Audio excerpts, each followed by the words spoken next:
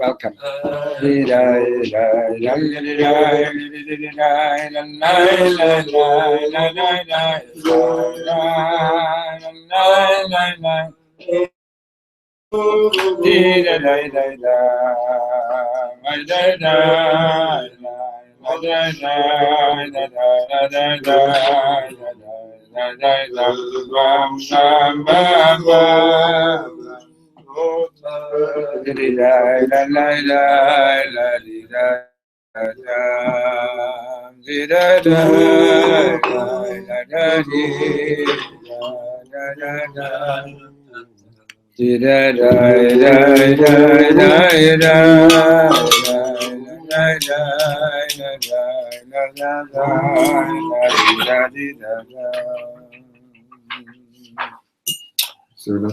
I have a fan if you want. Okay. Yeah? Are you hot? I'm not hot yet. I'm tepid. Very hot. Intrepid.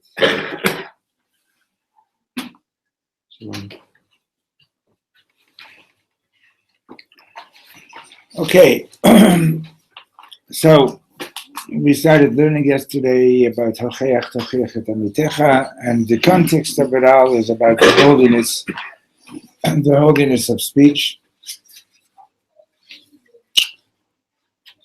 And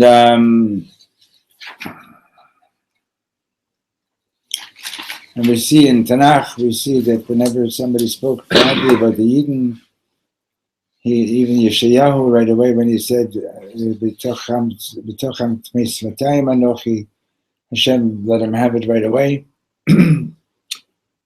Sent an angel. The angel took a hot coal and burned him on his lips. And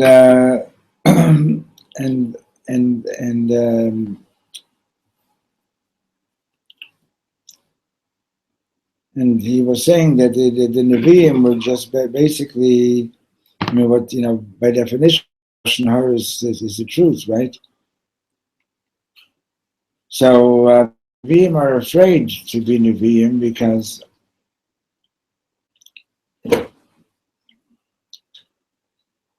it's not an easy job. Doesn't pay much, does it? I haven't looked at the recent reports. When's the last time you got your salary? I don't know. See, he's saying that Promise. and Navi, and he hasn't gotten it. It's cool, but it's not always possible right away. You paid up. So still, even though Hashem criticizes us, right? Right. So so let's do that second paragraph again. Bezot, page, the first page. וזאת, אף על פי שהתואר הבלתי רצוי שאמר ישעיהו הנביא על בני ישראל, לא נאמר ברבים חס ושלום. So even though even though the way that Yeshayahu describes the Yidden at that time, it was not said in public, right? אלא ישעיהו אפילו לא באופן הקשור עם הלבנת פני היחיד. It was also not in a way of embarrassing anybody individually. אלא ישעיהו הנביא אמר זאת בעת שדיבר עם הקדוש ברוך הוא. He said it when he was talking with God. כאשר היה צריך להשיב אם הוא מסכים לשליחות שהוטלה עליו, when God was asking him if he agrees to take on the mission that God put on him, להיות נביא לבני ישראל, to be a נביא, ומובן, and it's obvious, that שבהכרח לומר לקדוש ברוך הוא האמת, that when God asks you something, you got to answer the truth. הקדוש ברוך הוא השם אלוקים אמת, God is all about truth, שהוא ירא משליחות זו.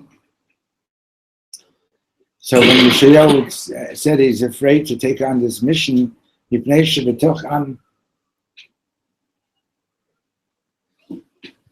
שבתוך עם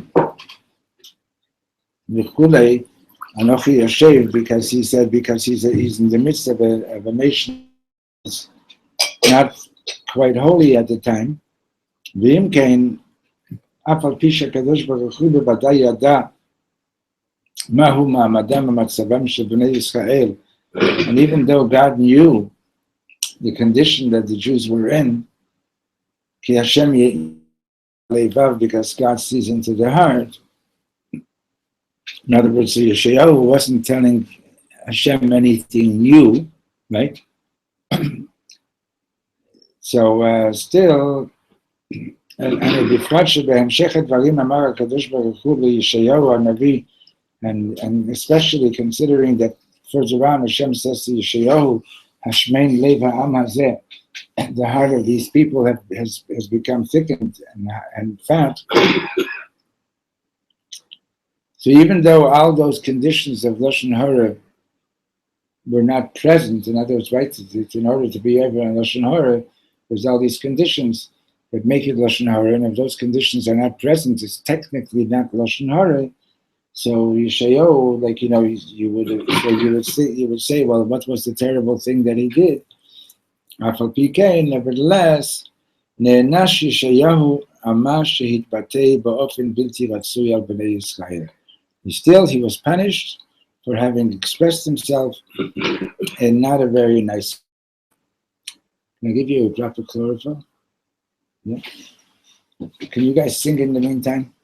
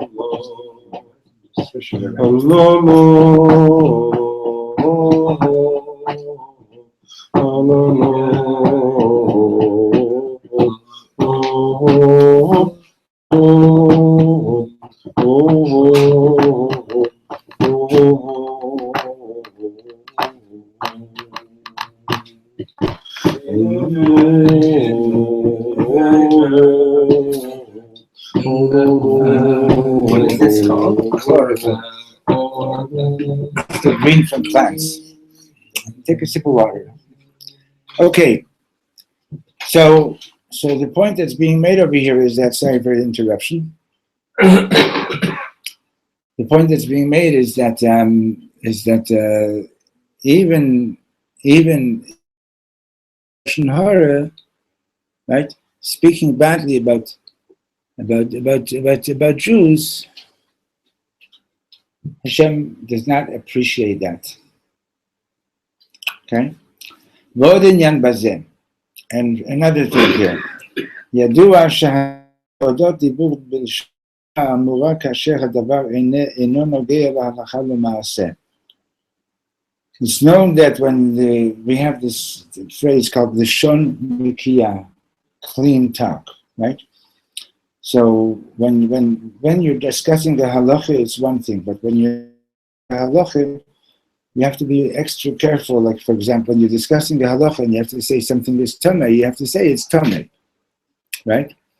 But when it's not discussing, when it's not a matter of a halacha, so then you have to be careful. If you can say something, instead of saying that this animal is tamei, better to say that it's not tahor, right?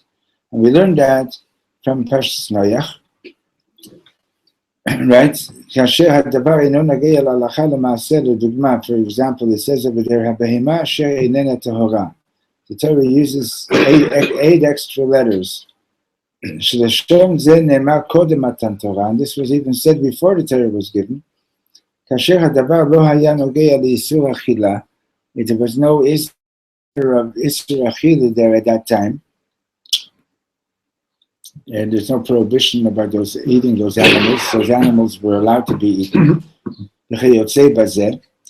So still the Torah uses not still, so the Torah uses the Shon Nekiya. The Torah speaks about these animals in a more respectable way, instead of saying that they're tamei, saying that they're not tahor. But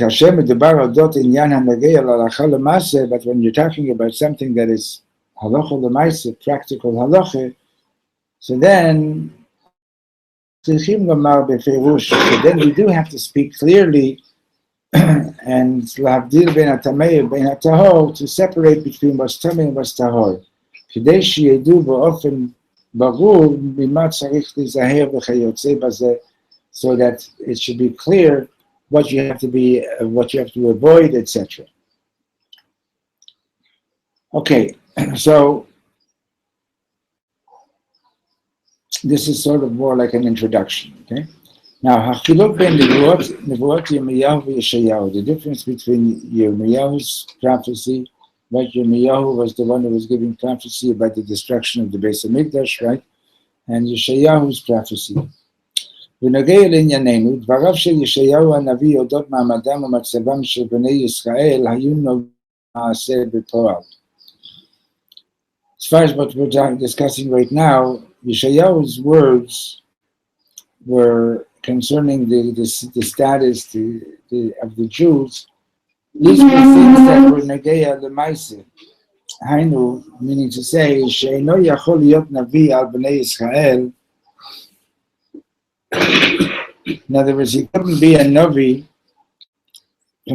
for the Jews, mi'achar shebetoch am anochi yoshev, because he was afraid to be a Navi because he was in the midst of a nation that was not quite tahor. Nevertheless, speaking that way was not desired, was not appreciated by God.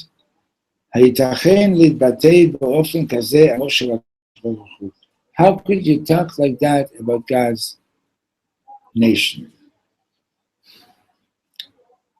In other words, what you might be saying might actually be true, right? But it still is Hashem's people, right? So how could you talk like that about Hashem's people? And even though this expression that Yeshayahu used, saying that they were tamei, was not really an expression about the people's thoughts or hearts. Ela odot hasfatayim bilvad. He said, am tmei sfatayim. He said they were pure lips.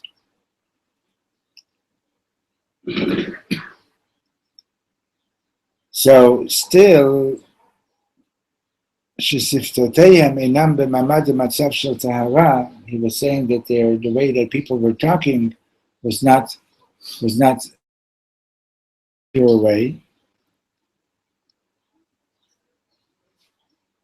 וביטוי זה נאמר ביחידות בפני הקדוש ברוך הוא בלבד, and he expressed himself this way in a private conversation with God, ובנוגע לעניין של מעשה בפועל, and he was actually talking about a situation that was מעשה בפועל.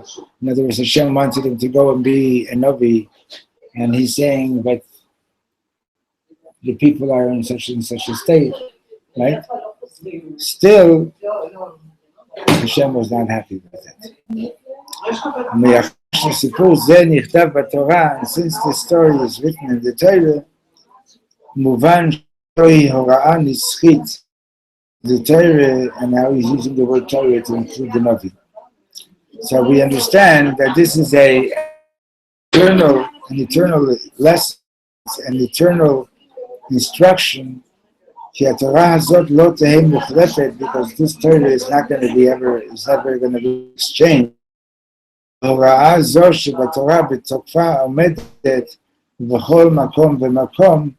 the message reigns in its full power throughout all times and places. And what is the lesson? It's very, very the lesson is very clear. What is it? It's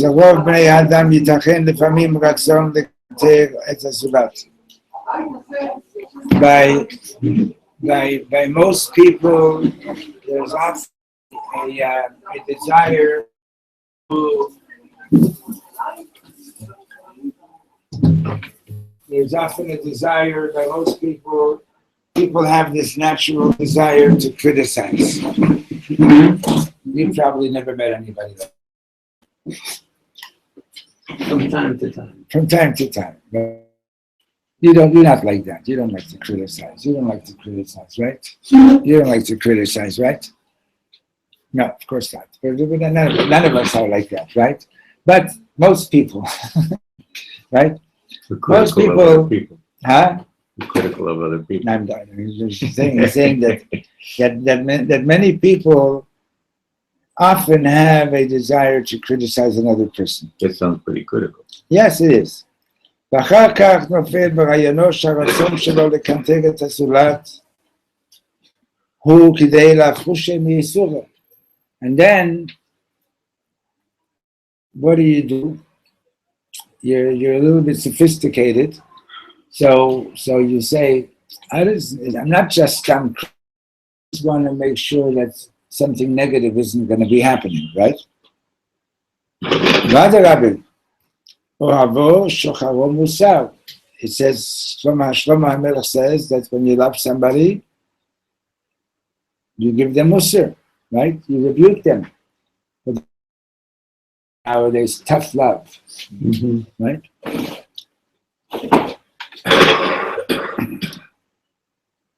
היות שהוא אוהב ישראל אמיתי, לכן רצונו לומר דברי מוסר לזולת. After all, this guy he really loves you. He's a true lover of Israel. So that's why he wants to give them musar. That's why he wants to give them rebuke. ועל זה באה ההוראה מסיפור הנ"ל. And concerning this comes the teaching from the story with Yeshayahu. אין צורך לחפש אוהב ישראל גדול יותר הנביא. You don't have to find a greater lover of Israel than Yeshayahu הנביא.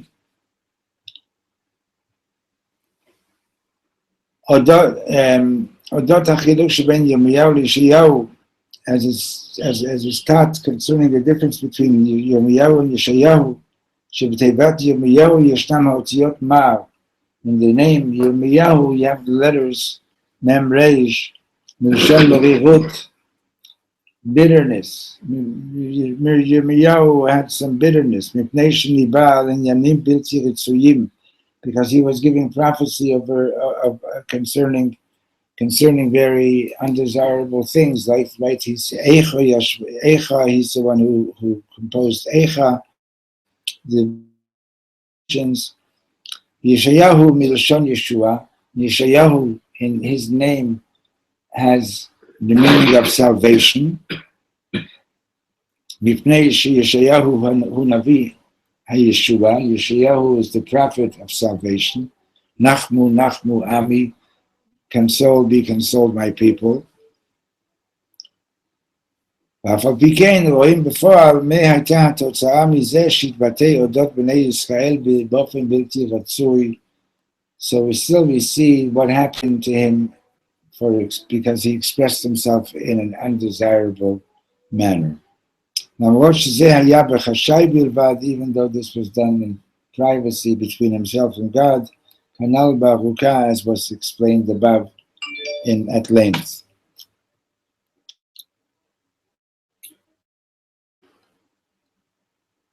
So what we've been doing here is basically just underlining and emphasizing how careful you have to be to talk negatively about your people. Godel Mesirut HaNefesh Shel Yeshayahu HaNavi. Now he's going to talk a little bit about the great Mesirut Nefesh, devotion, dedication that Yeshayahu HaNavi had. מה שישעיהו הנביא התנהג כן, למרות שבו בחר הקדוש ברוך הוא לנביא הישועה והגאולה האמיתית והשלמה, and the fact that Yeshayahu behaved this way, in other words, the fact that he behaved this way and he expressed himself negatively about the Jews,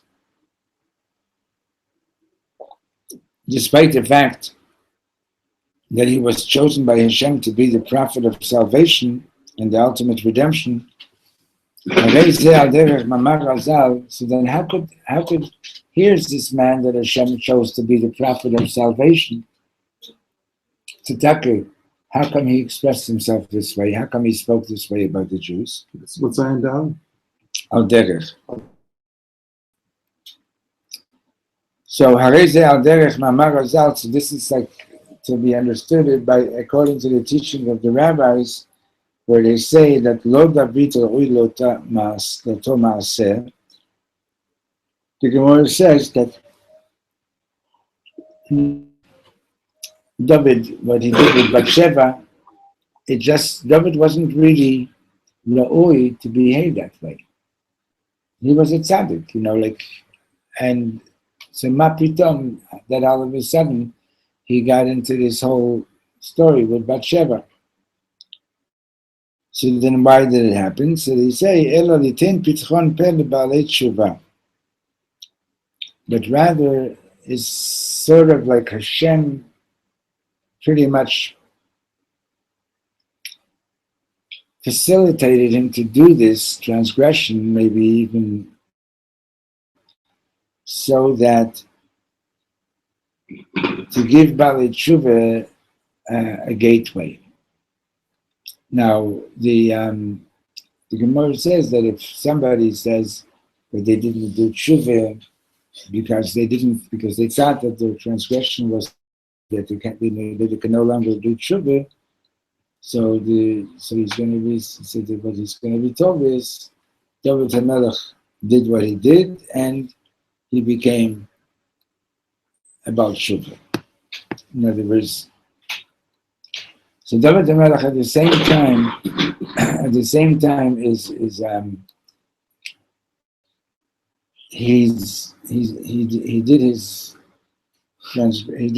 he faltered with Bathsheba, partly to teach the world that you can always do tshuva. And also at the same time, the Gemara says, so he opened up the gateway for tshuva for a lot of people. And at the same time, he also, in a certain sense, made it tough for Bali Tshuva. Why? Because if anybody says that they can't do tshuva on something, the Gemara says he's going to be told, David HaMelech, you could have done tshuva too. So, but the Gemara says that basically David wasn't fit to do this transgression. Ela litin pitchon peh lebalei tshuva, but rather to give Bali Tshuva an opening to do Tshuva. ועד שהקים עולה של תשובה, he established the responsibility of Tshuva. בדרך זה, and likewise בענייננו, שישעיהו הנביא מסר את נפשו כדי שבדורות הבאים יוכלו לתקן הנהגה זו. And likewise over here, Yeshayahu also put himself into hot water. Why? So that the future generations should know that even if you behave in this particular way, you still can do tshuva.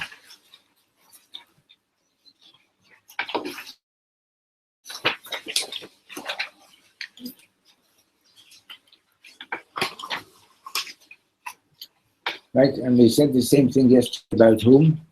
Remember? About Miriam. Miriam.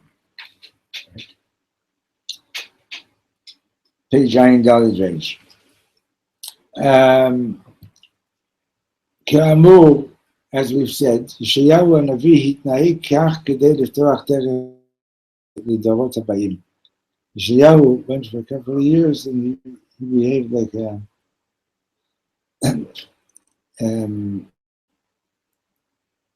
well, okay, so I'm sorry. So Yeshayahu HaNavi, התנהג כך, he behaved this way, כדי לפתוח דרך הבאים in order to open up a gateway for tshuva for future generations. ואף על פי כן, nevertheless, בדורנו זה, in this generation of ours, חושך כפול ומכופל לזמן הגלות, the extra darkness that we're living in this exile, ישנו מי שמנצל את חודש הרחמים לצעוק על יהודים. There are those who use this month of compassion. Which month is he talking about? Which month is he talking about? Elul and Tishrei. He's talking about the Bali Musar who are giving Musar, especially during Elul and Tishrei. You ever go to a Musar Shir? Not recently. But you've been in the past, and you sat there and you cried. Probably, right? You know, have you been to Musar Shir? It's schmoozing. You also, you've never been to Musar Shmooz? You've been. No, the Rebbe had a chassid, Reb Shlomo Munkis. I would have loved to meet this character. He probably would smack me up like crazy, but he was a real character. So, the story is that he lived in this town, a few kilometers away from the ocean, from where Dr. Rebbe lived. And a Maggid, you know, like an itinerant preacher, came to his town. It was during the month of Elul. And the way these guys worked is they'd come to town, they'd put up a sign saying that, you know, the Maggots came to town, people would come and listen. They didn't have internet then, you know, so if you wanted to hear somebody, you had to come in person. And he would give Musar, and he would describe what hell is going to look like, and how long you're going to burn for this, you're going to burn for that.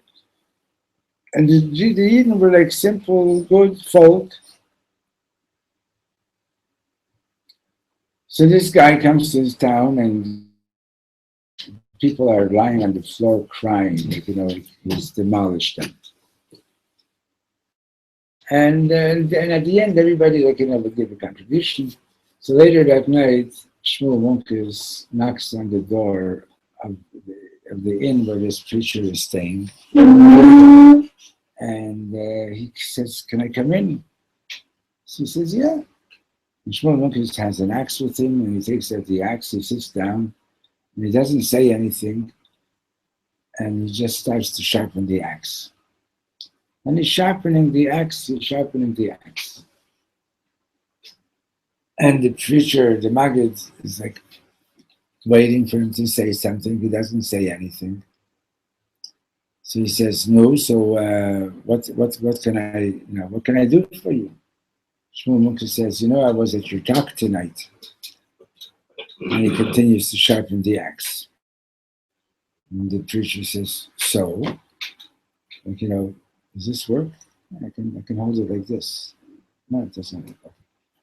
So he says, Shmuel Munker says, we're pretty ignorant folk around here. My father didn't teach me much. And keeps sharpening the axe.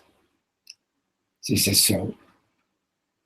She says, well, my father, one thing he did tell me was that during the month of Elul, it's a good custom to go and pray at the grave of Tzaddik.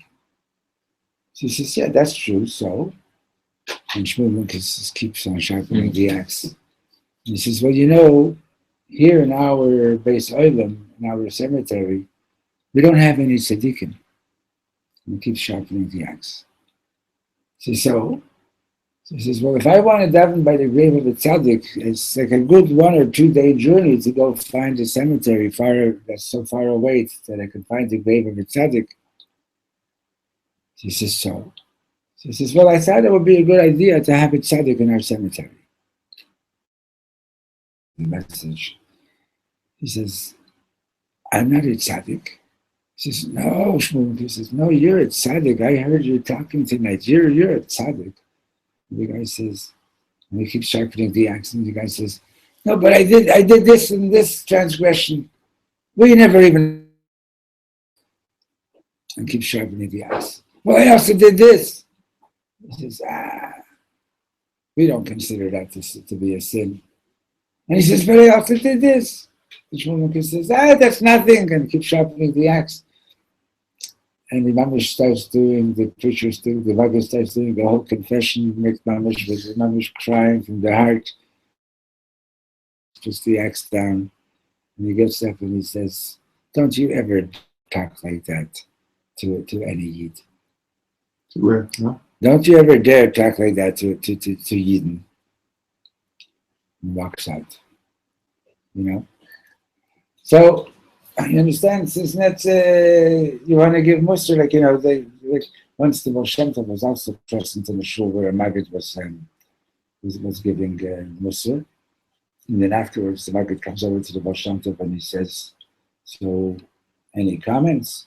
Baal Shem Tov says, everything you said is true, but why did you have to tell everybody about my sins? He remembers every word to heart, right?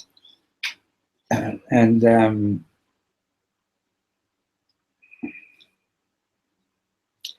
we're going to get onto this later on, but you're going to see that okay, well, he's going to go into it himself. My idea of a good Muslim is one that goes over my head and you fall asleep. And hits the guy behind.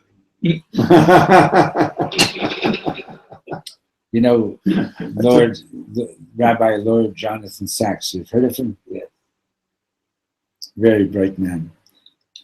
So he said that one of his congregants once asked him, you're such a great rabbi, why are you also a chassid of the Lubavitcher Rebbe? What do you need a Rebbe for? And Rabbi Sachs said like this, what's the difference between a rabbi and a Rebbe? The rabbi is talking and giving a talk to the congregation, and everybody who's sitting there is convinced he doesn't mean me. He doesn't mean me. He means somebody else. And the Rebbe is talking, he can be talking to thousands of people, and every single person feels like he's talking to him. It's true. It's very true. Right. I experienced twice bringing with the Rebbe. Yeah. It's 1960s, late 60s. Oh, chassid here. I'm not a chassid. I would say he spoke in Yiddish, and I don't know Yiddish, and I understood him. As one of the only 2 people I've understood who spoke Yiddish. I understood him. Not every word, but I understood the gist, because his Yiddish was so pure. Yeah. It's so full of Hebrew and Aramaic. If you knew anything about any of the subjects he was talking about, you could. And I had the feeling that he was identified with what he was doing 100%. He cared about Am Yisrael with every cell of his body. Absolutely. There was no ego. It was Absolutely. only Am Yisrael and Right. bringing Am Yisrael to Hashem. That's Absolutely. all. That was his. That was his life. That was. You got I it. felt it so powerfully. You got it. You got And it. he transmitted that to the Okay, Shluchim so- in such a way that no other world is dedicated as the Shluchim all over the Right. world. Right. Excuse me, tell me again. What is this called? What you gave me? Chlorophyll. I'll show you. We don't have to write it down. I don't know if it's available here. Chloroform is better. You've got chloroform. It's gonna- You like it? Yeah. Okay. Thank you. So, you know, anyway. So what's going on now? So where are we? We're on page Ayin Dalet Reish, yeah? So Kamu, and as we've said, Yeshayahu, we're at the top of the page, right? Yeah. ישעיהו הנביא התנהג כן כדי לפתוח דרך תשובה. ישעיהו הנביא did what he spoke this way because he wanted to open up a pathway for tshuva לדורות הבאים. In other words, again, he did something wrong, right? But it's not that he was on the level of a person to do something like this, just like David wasn't on the level of a person to do that transgression, but sometimes the tzaddik does something so that he should do tshuva, so that other people are inspired to do tshuva as well. Right? ואף על פי כן, we're in the second line, בדורנו זה חושך כפול ומכופל לזמן הגלות, ישנו מי שמנצל את חודש הרחמים לצוק על יהודים ולומר עליהם כל מיני חסכונות. There are people that mamish, they're using Elul, the month of Rachamim, to scream at Jews, to point out all their mistakes. And the majority of the people that they're speaking to really have nothing to do with those things that they're being criticized about. And even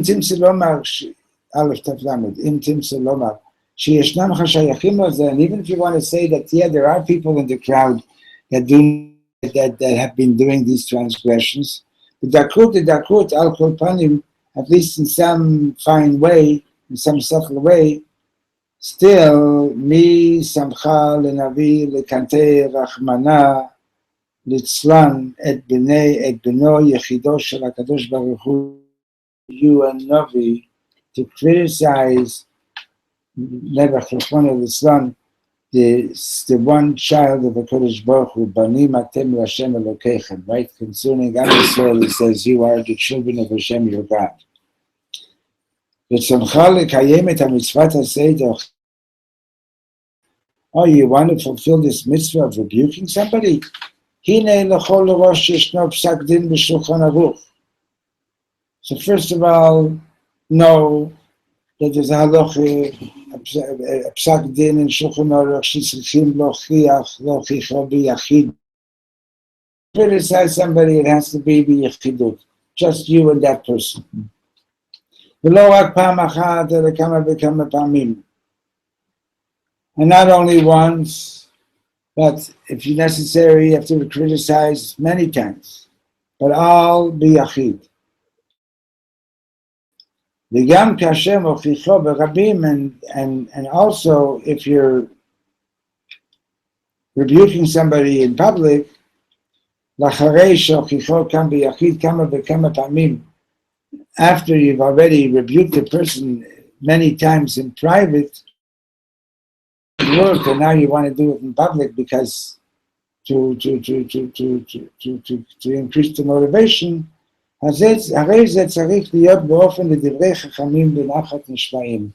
it has to be done in a way that the words of the wise are listened to when they're spoken with tranquility, calmly, and so on. not in a manner of getting up and angry and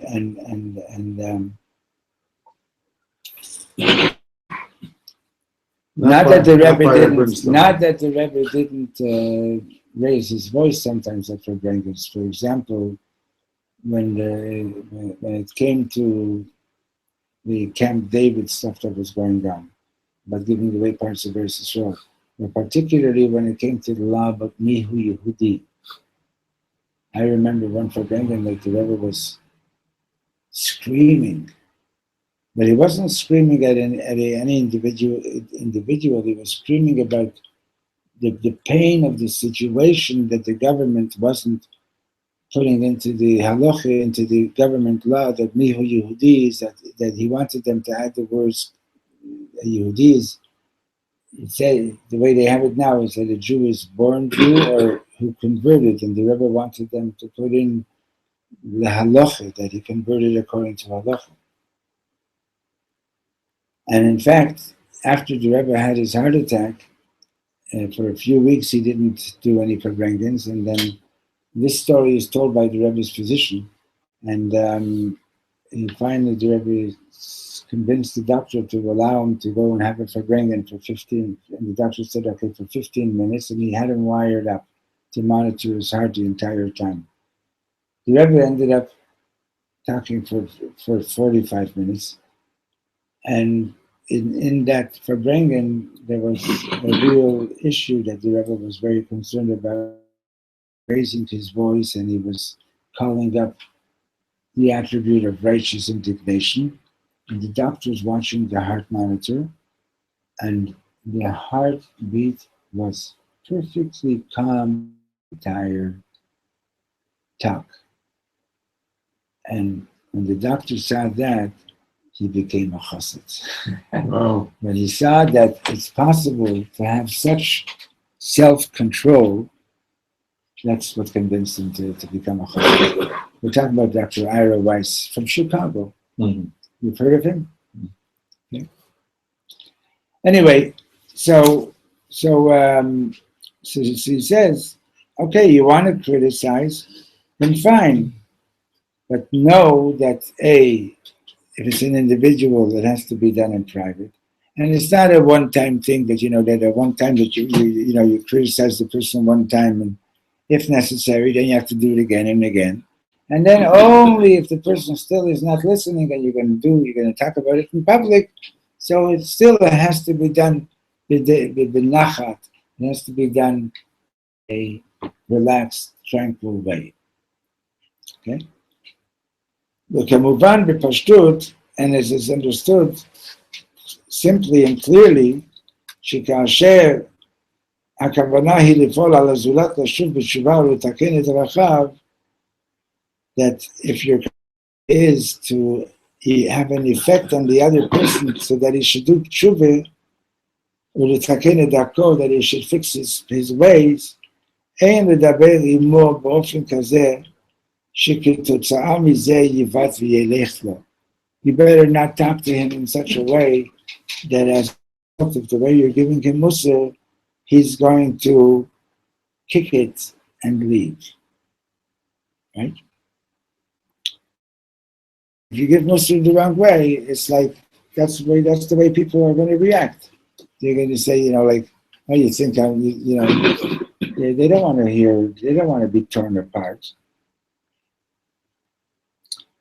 אין להתנהג באופן דשמאל דוחה קודם ההנהגה באופן ימין מקרבת. Right? So it says that you push them away with the left. So the Rebbe is saying that first you have to bring them close with the right hand, in other words, with the chesed. Then afterwards, you can push with the left.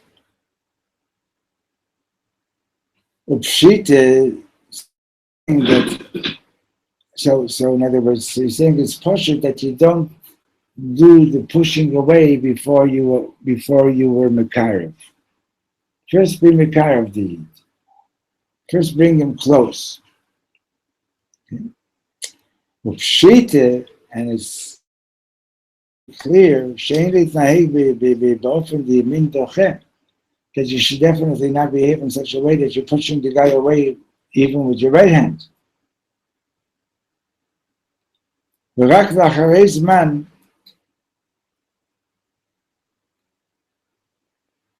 after Sukkot, כאשר הזולת שאותו דוחה לא יהיה באותו מעמד, יחשוב אם להתנהג באופן לשמאל מקרבת עם לאו. Only after time, in other words, after Elul and the holidays of Tishrei are over, after you did all that warm embracing to bring them close, then after Sukkot, you can think about whether it's necessary to also utilize a little bit of the small doche, of the pushing away with the left hand. What does Sukkot have to do with it? He's saying that from Elul through Sukkot, the avodas should be to bring people close. Okay.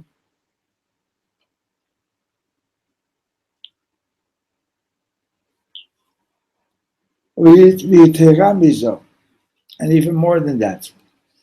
Amru Chazal, the rabbi said, Shlosha bara HaKadosh Baruch Hu, v'tahei shibara'an. There are three things that God created and that he is sort of regretting that he created them. V'yetzer hara shamar v'asher hareoti. One of them is Yetzer hara. And it's in this week's parsha, where he says, Asher Harayoti, that I've done harm.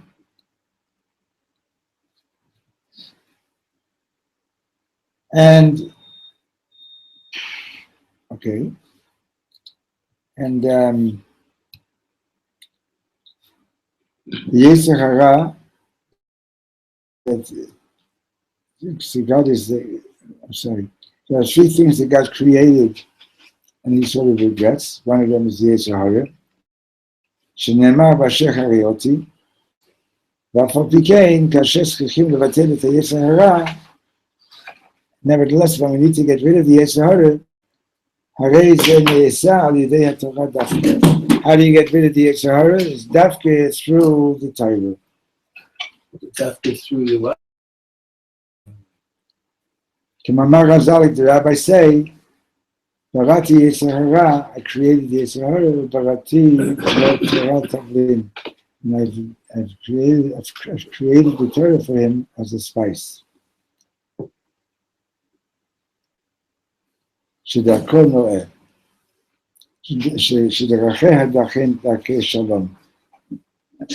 דרכיה דרכי נורא נתיבותיה שלום. The ways of the Torah are peaceful. You got to go? Oh, it's already 1:30. Okay. ומזה, two more lines. ומזה מובן שאמירת דברי מוסר צריכה להיות באופן דברי חכמים בנחת נשמעים. So from all this we understand that if you're going to give musar, it has to be in a way that is given over peacefully, benachas, and then people will listen to it. If you go on the attack, and you decide that you're going to be abrasive, then it's going to be problematic. Okay, Kultiv. So please remember where we stopped. Okay. So just to sum up the points that we made. First of all, he was saying, know that when you see criticism, see something to criticize in others and so on,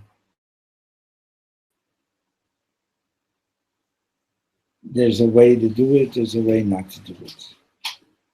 What should not be done is you shouldn't invite students to leave the room in class. Okay, in other words, let's say you're teaching a class. You used to teach or you were just a principal? Oh, both. Okay. this is. I was a teacher also, and I wish I could say that I never made the mistake of putting somebody down in class, right? But it's a terrible thing. If you want to criticize a kid, the Rebbe is saying this is you got to take the kid and speak to him privately. I was thinking if you're getting criticism privately that's not working, what would be the excuse for doing it publicly after that? You know, it happened to me once in yeshiva. I mean, it's this is a punishment. I didn't show up for shir one morning because I felt, and a lot of the other kids in my shir also felt that the Rebbe was really like having it in for me. So I decided I just stayed in bed. He comes to shir, he says where's Shavim? And well, they told him he's in the dorm. He ran over to the dorm. So let's get dressed right away and come to class. And she gave me a Mr. Schmoozen. Did it have a good effect? On the contrary, it was not good. You know, there is a thing in Shulchan Aruch that there are times, rare times, that you're allowed to put somebody in the community into chayrim, right, into excommunication. Well, I heard from a big Talmud Chacham, a Rebbe in Montreal, that back in Europe where he lived, they did that once. And the Gedolim were all really against it. Because, you know, even though, like, after a short while, the guy fixed what he needed to fix and the chayrim was over,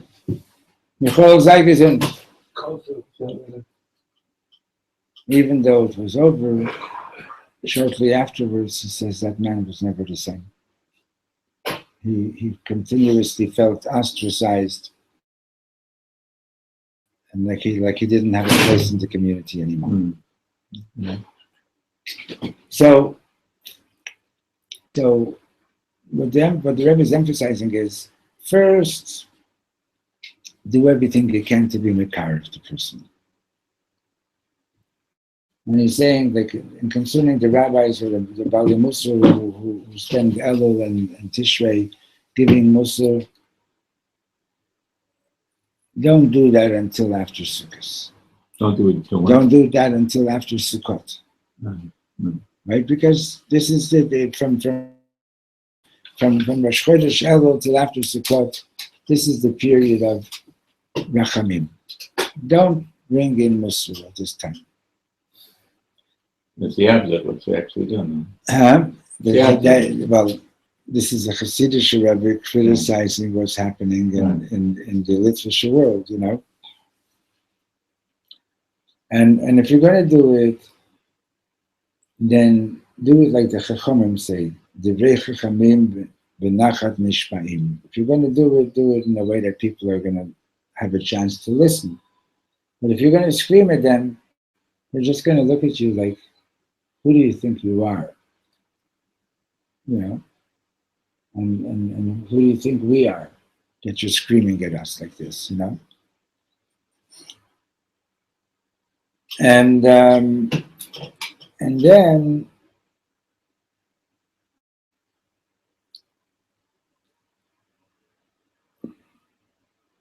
so the last paragraph, which I don't think I said clearly, the Gemara says that Hashem says that there are 3 things that Hashem created that he sort of regrets, and one of them is the Yetzer Hara.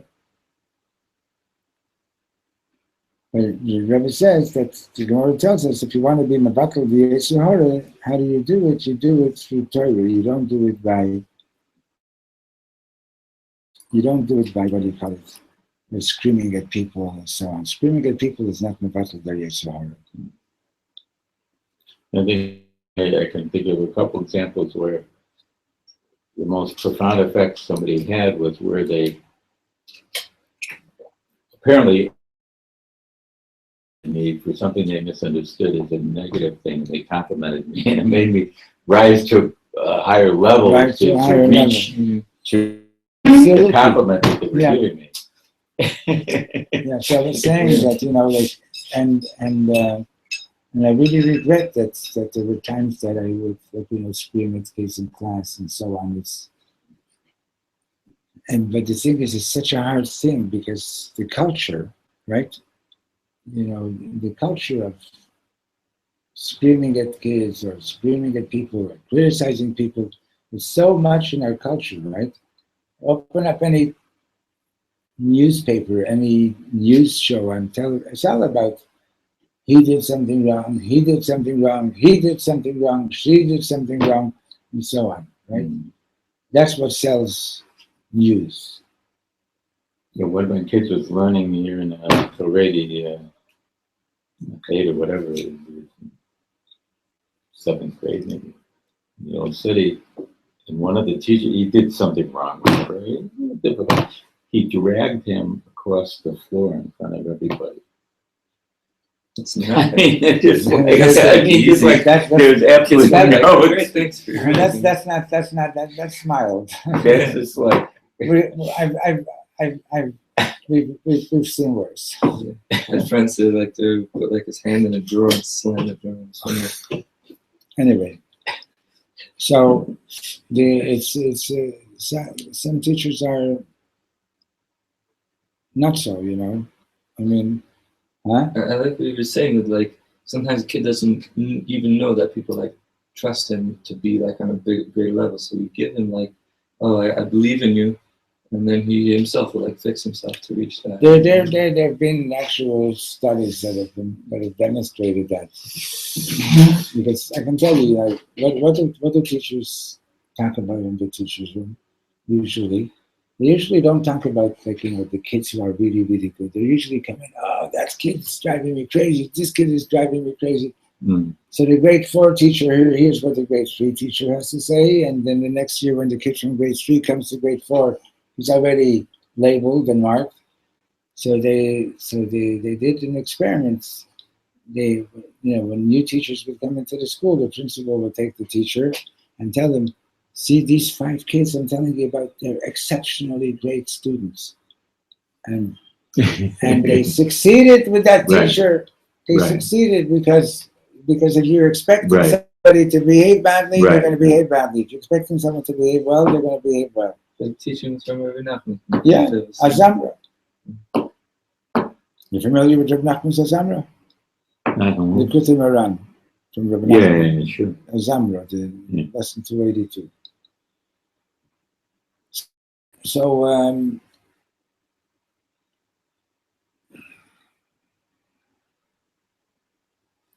help the people improve by opening the gates for improvement, not by telling them that they're no good.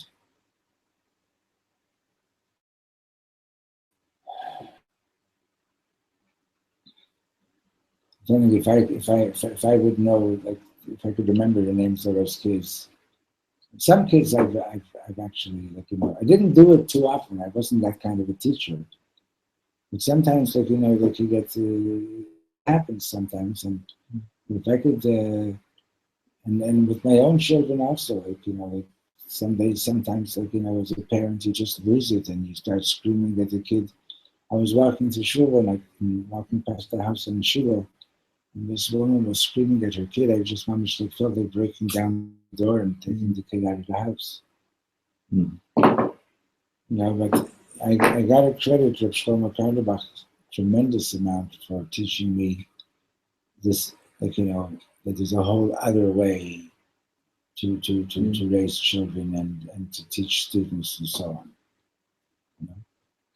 He was always saying like he doesn't like saying the word no. Right. He's like instead he'd be like, yes, you can't do that. Right. I told you that. Yeah. You've heard it.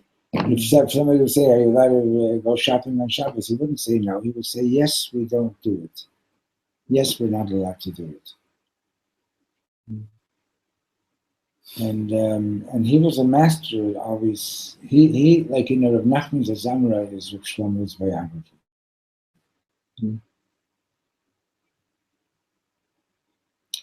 Well, all of you who joined me out there, thank you for joining. B'Tzalel Yakir and Dov Lehman I see, and Hava. Thank you so much. Regards to Baria.